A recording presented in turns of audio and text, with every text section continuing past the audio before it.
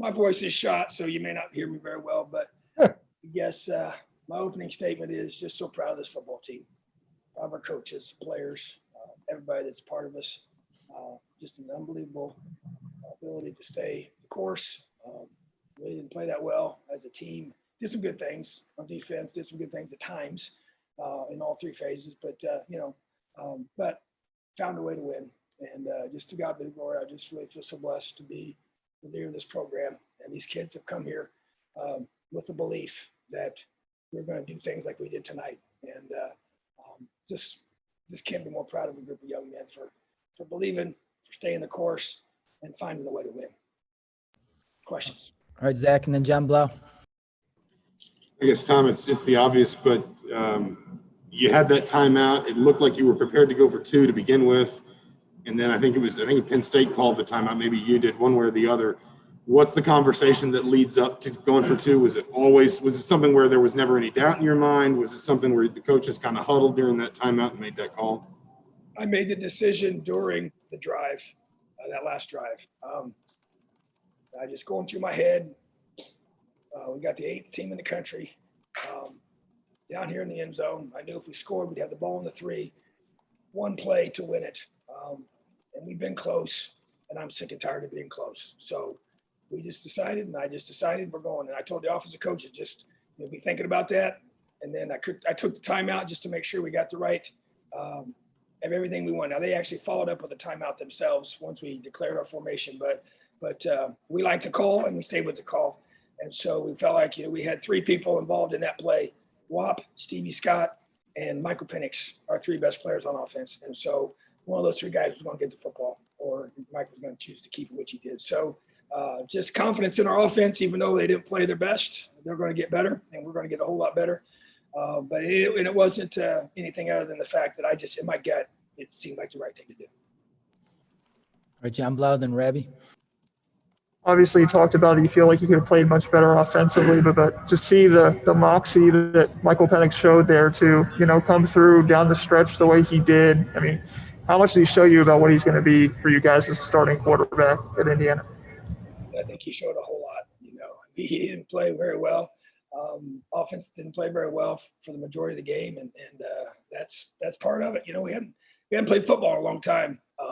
In a game, and he hadn't played even a longer time because he got hurt last November. So he took some shots, showed toughness, overcame some drops, overcame some miscues and mistimings and all those different things. And when it counted and when we had to have it, he made the play. And that's what great players do. They come up big when the game's on the line. And he led our team down the field, scored, got the 2-point conversion the first time, and then got it again. So that just shows you his moxie. That's the reason why he was voted captain unanimously by this team. They believe in him, and I believe in him, and I think he's really, really special. So you got to have a great quarterback if you're going to beat a top 10 team in the country, and that's what we've got. All right, Rabbi, then Dennis Dodd. Hey, Coach, I believe it's your first win over top 10 team since '87. I used highest ranked team victory over since 1967, I believe. What do you feel you guys showed today, and what kind of a moment is this for IU football? Wow. I think, it's a big win. There's no question. We got to turn around and play again next week. So you can't, overstate, that it was something that it's just a building block for me. I expected us to win this game before the game. Obviously I believe in this football team. But I can say that all I want. We got to prove it on the field, and that's what this team did. So it gives you tremendous confidence when you come back like we did. Just think about the whole sequence of events that happened there at the end, late in the fourth quarter. And since I've been here, we found ways to lose those types of games. In this game, we found a way to win this type of game. So that's where it's so big. That's why it's so powerful to have that kind of finish and just to find a way to win. Sometimes, I don't even want to look at the stats, but, I just know this. We had one more point than they did when the final buzzer sounded. All right, Dennis and Ed Rimberg. Congratulations, Tom. What's it like for all those close losses in your gut to just store up over time and to have to come through like this? And also, when they scored their last touchdown in regulation with 1:42 left, what went through your mind? Because James Franklin just said they were instructed to get as close to the end zone as possible and go down to bleed the clock. I think you guys had one timeout left. Well, I was, we have a signal to our defense to let the opposing team score. So we Yeah. made that call. And I was surprised. I was hoping he wouldn't go down at the 1 yard line, because if he did, then our chances of winning were pretty much eliminated. So fortunately for us, we got the chance. And it was a minute 42 with Michael Penix.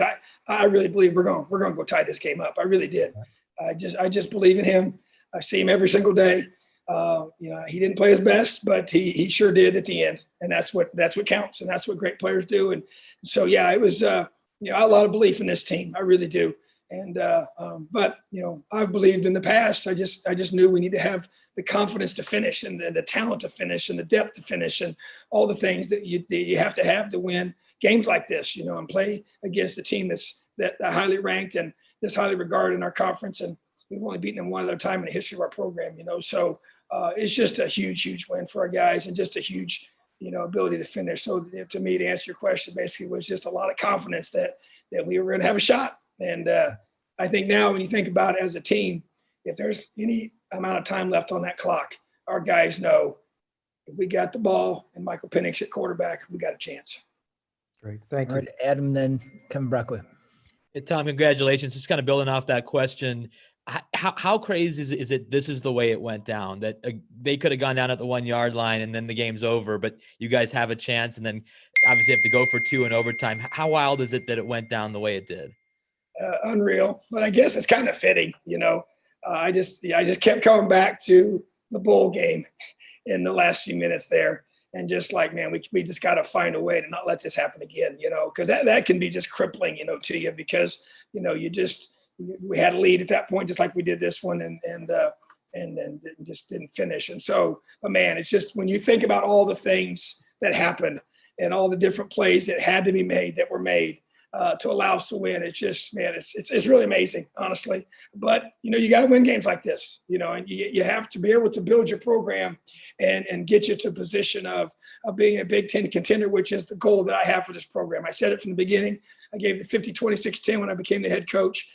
And people kind of conceded on the 26 and the 10. They thought that's probably possible, but they laughed at me about the 50 part. So I believe, and we got a long ways to go. But the bottom line is we're building a football program, in my mind, that wants to win the Big Ten championship.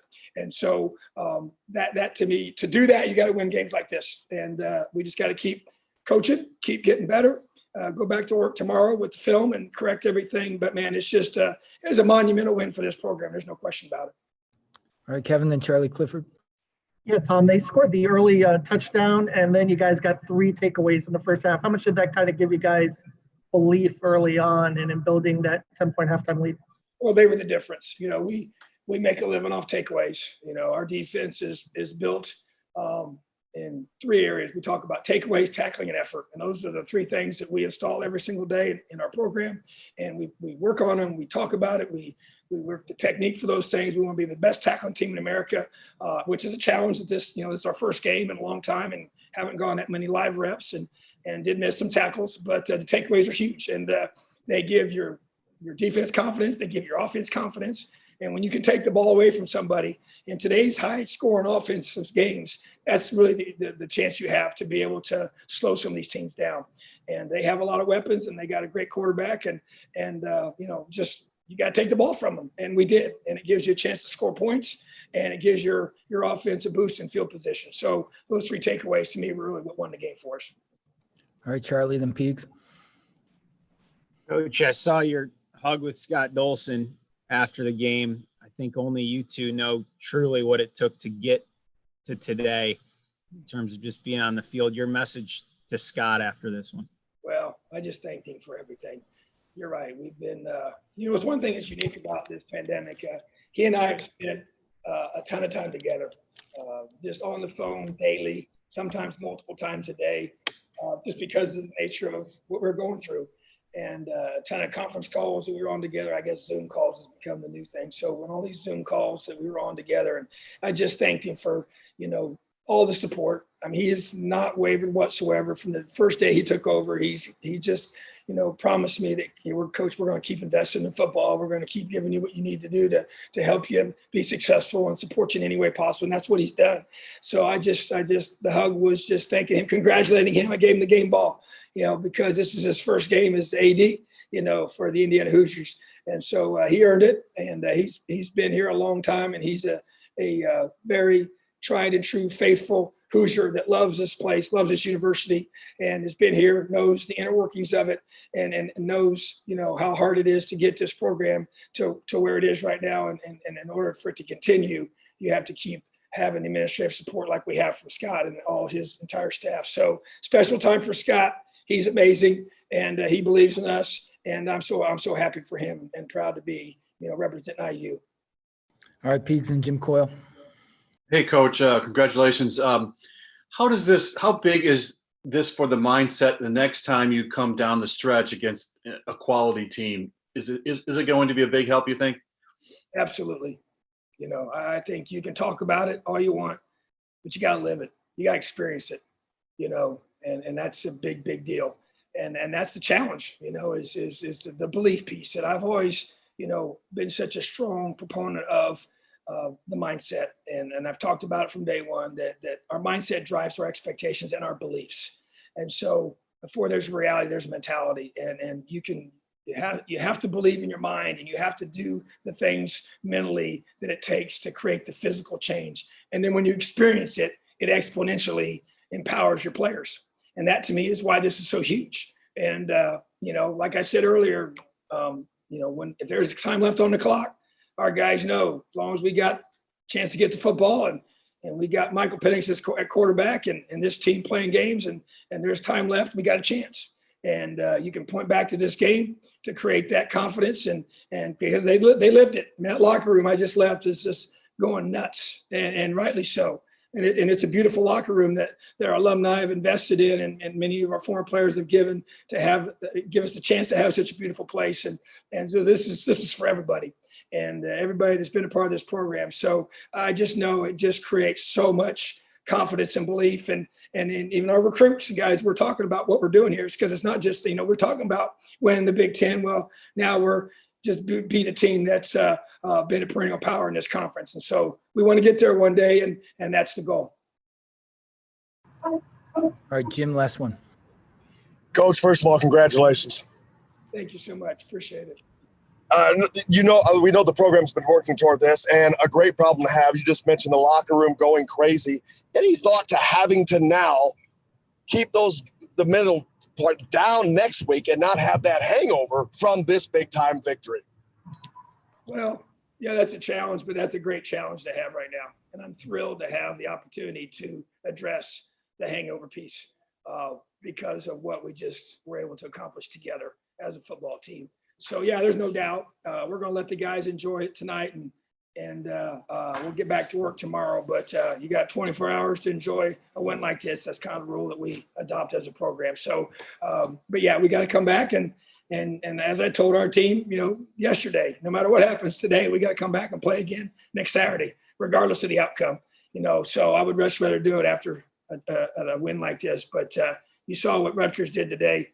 On the road. So that got our attention for sure. And it will get our players' attention. So we're going to enjoy this one right now and then deal with the mindset for Rutgers here in the near future.